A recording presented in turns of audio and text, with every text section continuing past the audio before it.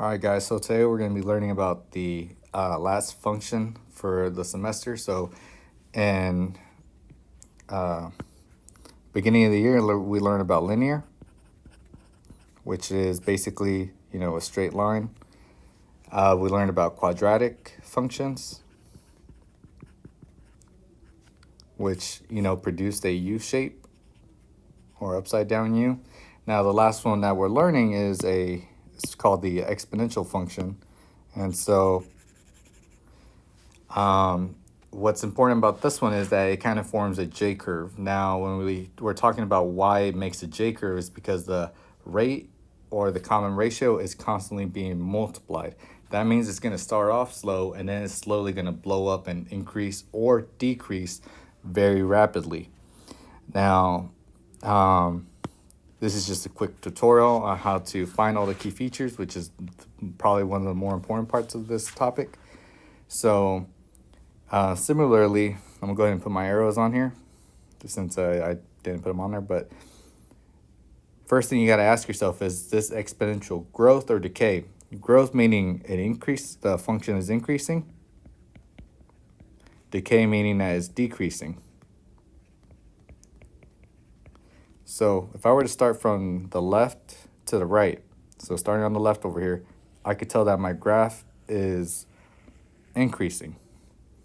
So this is how I know that this is a growth function.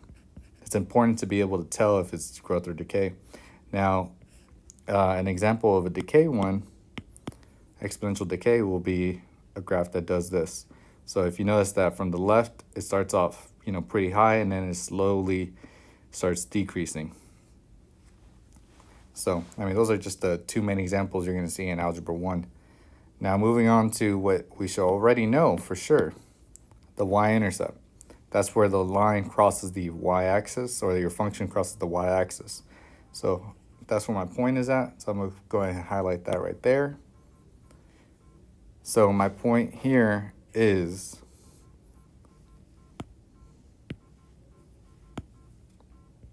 0, -1. So 0, -1, that's where my y-intercept is at. Now we're going to move on to the new vocabulary, which is the horizontal asymptote. And so I'm going to highlight that as red. Now, about the horizontal asymptote. It is a horizontal, meaning left to right, invisible line that the function is going towards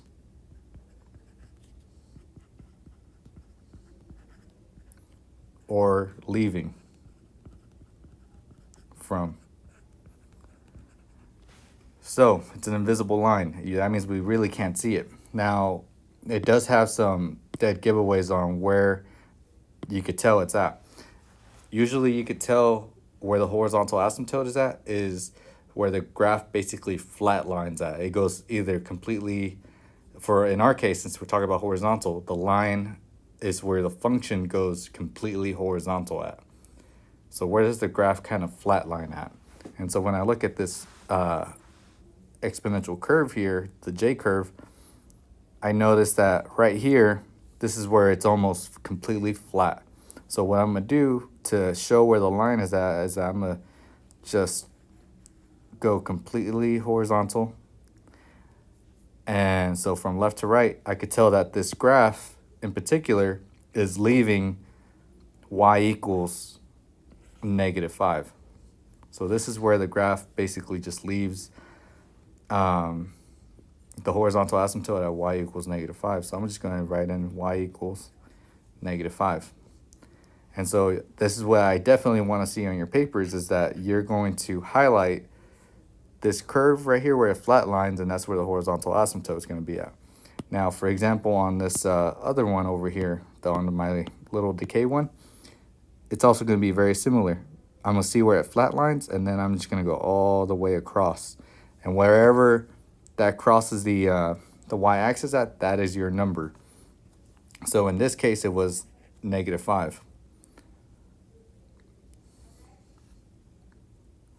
Now the range, y'all should already know the range. So we know we're dealing with y. So anytime you see the word range, you should put a y there. And so we're dealing with all our y values. So I'm gonna go ahead and put a y right there. Now what's awesome about exponential functions, they have dead giveaways for the range most of the time also. When I look at this J curve, I notice that it does not go below -5.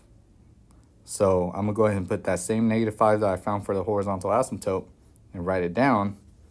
And so now all I gotta do is ask myself, is my J curve above or below the horizontal asymptote? I know that it's above, so these are all my y values here. So basically I could just write that my range is y is greater than -5.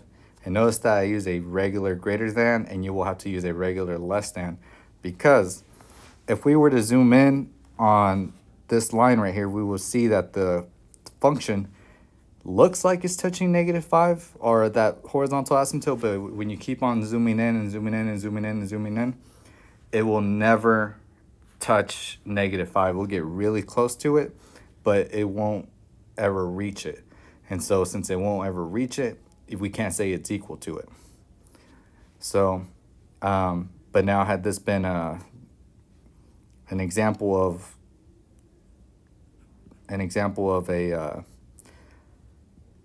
a different type of range, I will give you this function right here.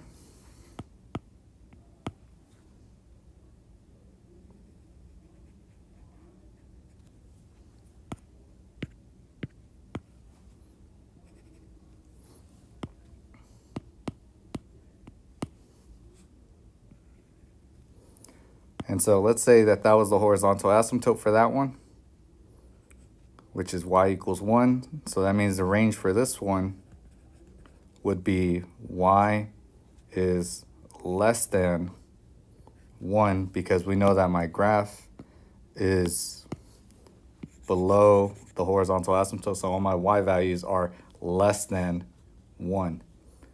So that is just a quick tutorial on how to do this.